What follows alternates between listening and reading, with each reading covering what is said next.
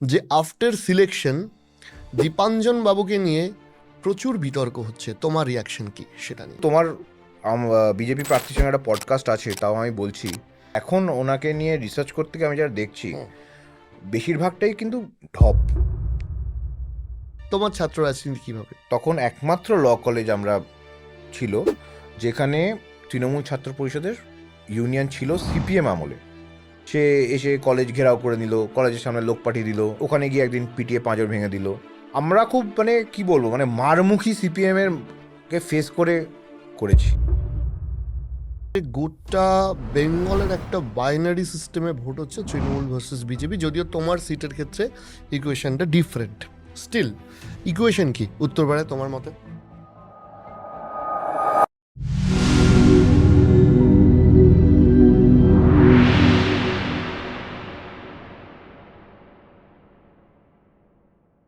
শীর্ষান্নদা, একটা বিষয় সেটা হচ্ছে যে গোটা বেঙ্গলের একটা বাইনারি সিস্টেমে ভোট হচ্ছে, তৃণমূল ভার্সেস বিজেপি, যদিও তোমার সিটের ক্ষেত্রে ইকুয়েশনটা ডিফারেন্ট।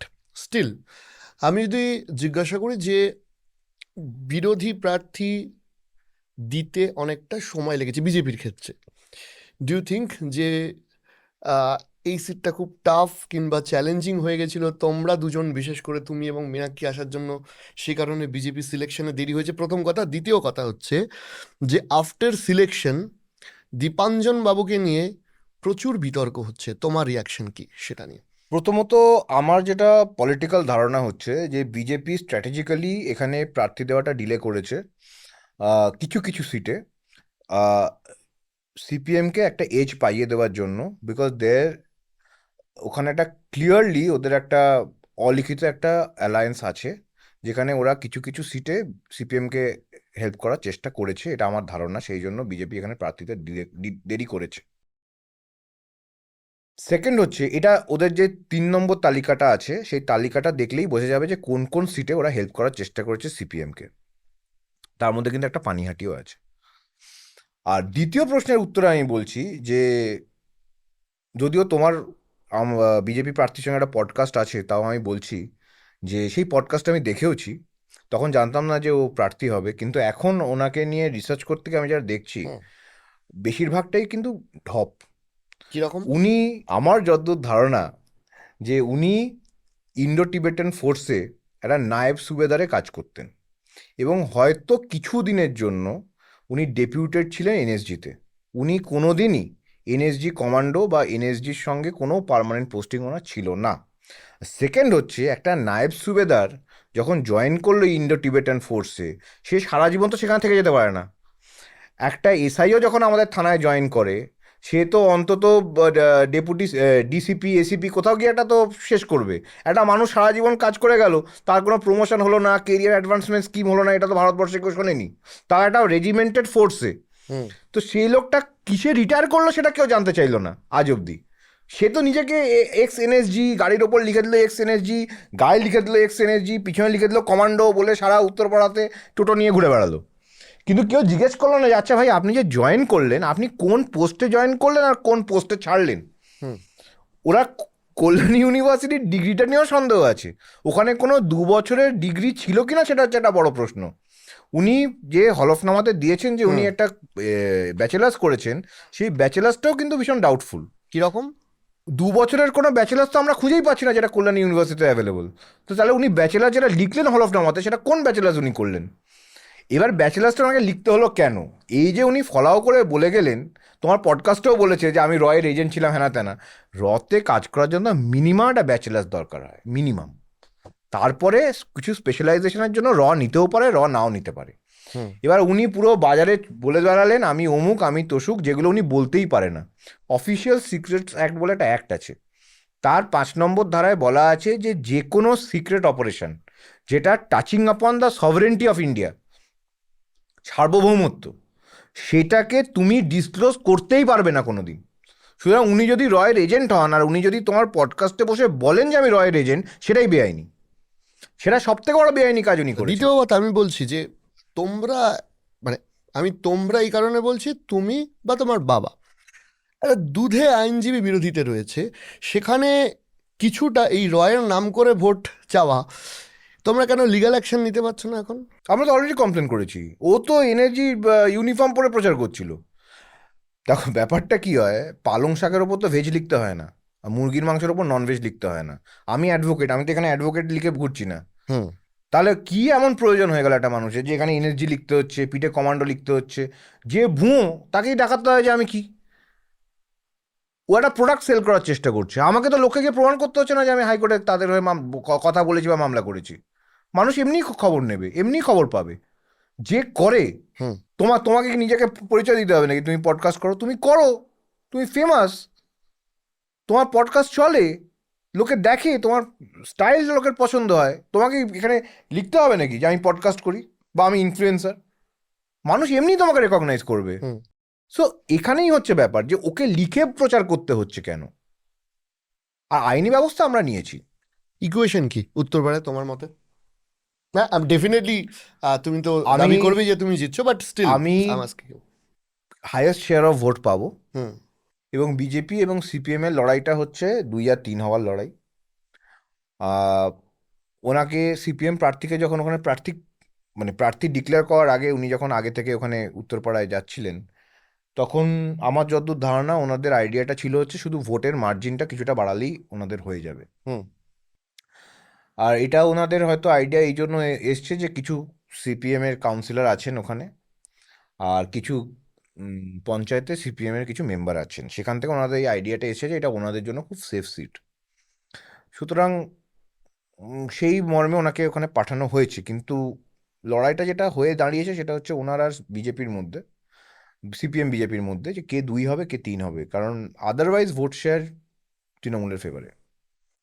মানে স্পেসিফিক্যালি তোমার সিটটা কি সিপিএম একটা ফ্যাক্টর? মানে দেখো, আমি যদি শ্রীরামপুর আমি ক্যালকুলেট করি বা বিজেপি অন্যান্য প্রার্থীকে কোনো প্রচার করতে দেখছি না। বিজেপিকে। বিজেপির প্রার্থী এখানে কোনো প্রচার করছে না। এবার তুমি জিজ্ঞেস করতে আর সিপিএম নিয়ে প্রশ্ন করছি যে তুমি বিজেপিকে নিয়ে উত্তর দিচ্ছ কেন? হুম। কারণটা হচ্ছে একটা ইলেকশনে তো সবাইকে মিলিয়ে ফ্যাক্টর হয়। হুম। এবারে যদি, এটা তো সিলেকশন নয়, এটা তো ইলেকশন। হুম। সবসময় মানুষ 2জন বা 3জনের মধ্যে একটা চয়েস করবে।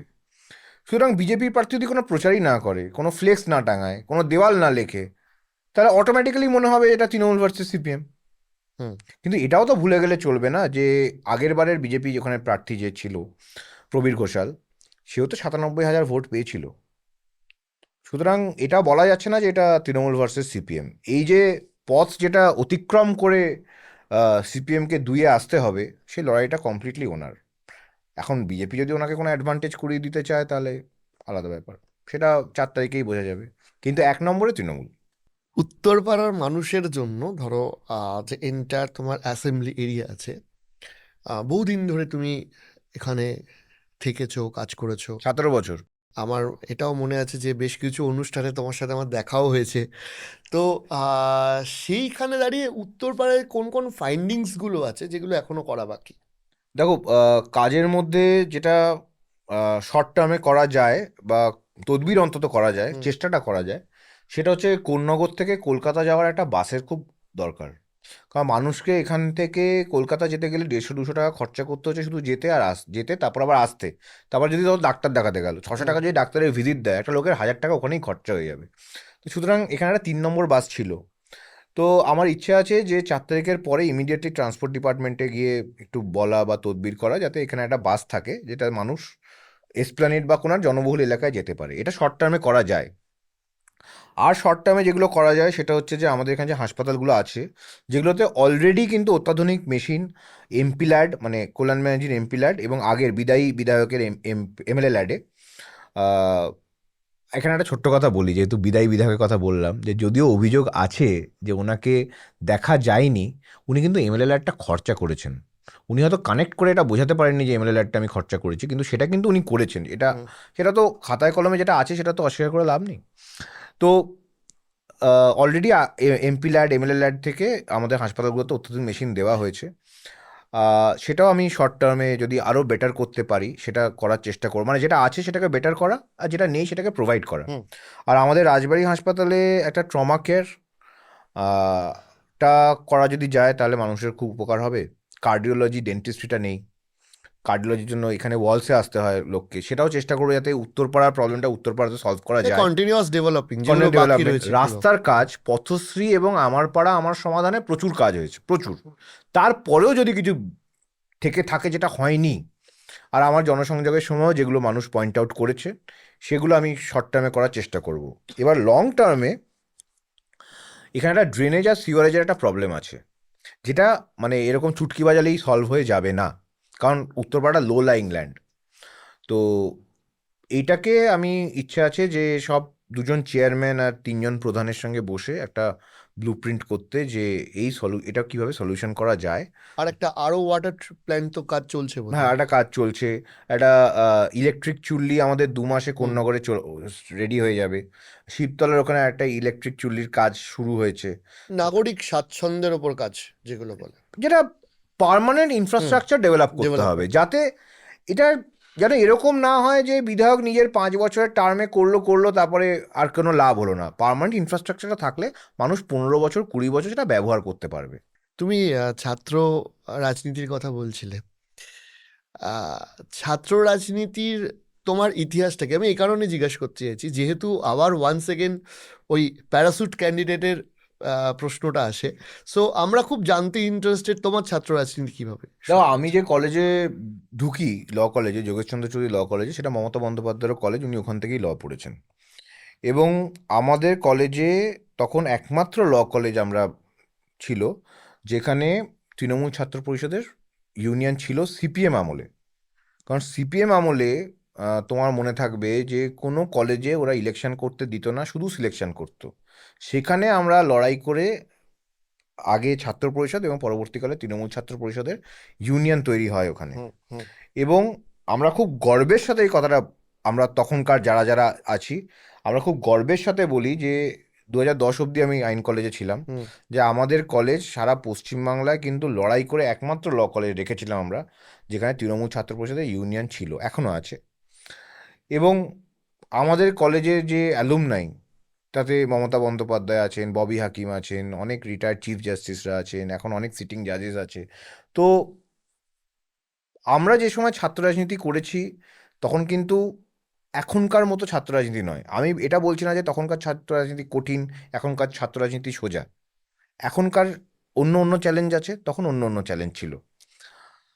তখন যে ছাত্র রাজনীতিটা করেছি, তখন কাউন্সিলর সিপিএমের, এমএলএ সিপিএমের, সরকার সিপিএমের, পুলিশ সিপিএমের, শুধু সবেদন নীলমণি আমাদের একমাত্র এমপি মমতা বন্দ্যোপাধ্যায় দক্ষিণ কলকাতা সিট থেকে একটা তৃণমূলের এমপি ছিল। শুধু 2000 তার ভরসায় 2004 4 থেকে 9, 4 থেকে নয়। কারণ আমি 5 থেকে 10 কলেজে হুম ছিলাম, হুম হুম। তো বেশিরভাগ সিংহভাগটাই তাই। 9-এ গিয়ে পরিস্থিতিটা পাল্টে গেল হুম হুম অনেকটাই। হুম। তো আর আমরা খুব মানে কি বলবো, মানে মারমুখী সিপিএমের কে ফেস করে করেছি। আমাদের পাড়ায় একটা সিপিএমের গুন্ডা ছিল, গৌতম ব্যানার্জি। সে এসে কলেজ ঘেরাও করে নিল, কলেজের সামনে লোক পাঠিয়ে দিল। একদিন পঙ্কজ ব্যানার্জি পার্টি অফিসে ঢুকে আমাকে মেরে দিল, যেটাকে ইন্দ্রাণী পার্ক পার্টি অফিস বলে। দিয়ে ওখানে গিয়ে একদিন পিটিয়ে পাঁজর ভেঙে দিল। সেইগুলো করে কিন্তু আমাদের ছাত্র পরিষদের ছেলেরা মানে সেদিনকে, যেদিনকে এই মারধর হয়েছিল, সেদিনকে মানে এরকম আগলে রেখেছিল, আগলে, মানে সেটা অন্য জিনিস ছিল। তার মধ্যে এদিকে সিঙ্গুর আন্দোলন চলছে। হ্যাঁ দিদি, এখানে আমাদের সেবারে 28শে অগাস্ট, যেটা ছাত্র পরিষদের প্রতিষ্ঠার দিবস, সেবার কিন্তু মেয়র রোডে হয়নি, সেবার হাইওয়েতে হয়েছিল, যে যখন সিঙ্গুরের আন্দোলন চলছিল। তো তখন মানে একটা রক্ত গরম করা রাজনীতির মধ্যে আমরা করেছি। তারপরে 2011 থেকে কোর্টে কোর্টে গিয়ে আবার আস্তে আস্তে মানে অন্য প্ল্যাটফর্মটা চেঞ্জ হয়ে গেল, হুম প্রতিপক্ষটা এক থাকলো, হুম এখনো প্রতিপক্ষটা একই আছে, সিপিএম এবং বিজেপি। হুম প্ল্যাটফর্মটা চেঞ্জ হয়ে গেছে, আবার মানে আবার ইলেকট্রাল পলিটিক্সে চলে এসেছি। হুম। কিন্তু আমার ছাত্ররাজনীতির স্মৃতি মানে আমাকে, আমার খুব মানে কি বলবো, খুব কমফর্ট দেয় আর কি। বিদায় বিধায়কের সাথে তোমার সম্পর্ক কেমন? দেখুন, দেখো আমি ওর হয়ে যেটা বললাম 30 দিন প্রচার করেছিলাম। তারপরে আহ, আমি দুঃখের সাথেই বলছি, হয়তো উনি খুব ব্যস্ত মানুষ, বড় অভিনেতা, উনি আমাকে 5 বছর একটা ধন্যবাদও দেননি কোনো দিন। যে আমি তো প্রফেশনাল, আমি তো চাকরি করি না। হুম। আমার হচ্ছে মুদির দোকানের মতো, যেদিনকে দোকান খুলবো রোজগার হবে, দোকান যদি না খুলি রোজগার হবে না, যে কোনো প্রফেশনালের যা হয়। আমি 30 দিন আমার প্রফেশন স্যাক্রিফাইস করে ওর জন্য করেছিলাম। ও আমাকে কোনো থ্যাংক ইউও বলেনি কোনো দিন, একটা শুভ বিজয়া, একটা শুভ নববর্ষ কিছুই কোনো দিন বলেনি। আমার তাতে কোনো আক্ষেপ নেই, কারণ আমি তো ওর আত্মীয় হওয়ার জন্য প্রচার করিনি, আমার দলের প্রার্থীকে জেতানোর জন্য আমি ওর হয়ে প্রচার করি, যেটা একটু আগেও বললাম যে আমি কিছু মানে চাওয়া পাওয়ার জন্য করিনি আর কি। শুধু এই 17ই মার্চের পরে 5 বছর পরে উনি একটা মেসেজ করেছিলেন, কংগ্রাচুলেশনস,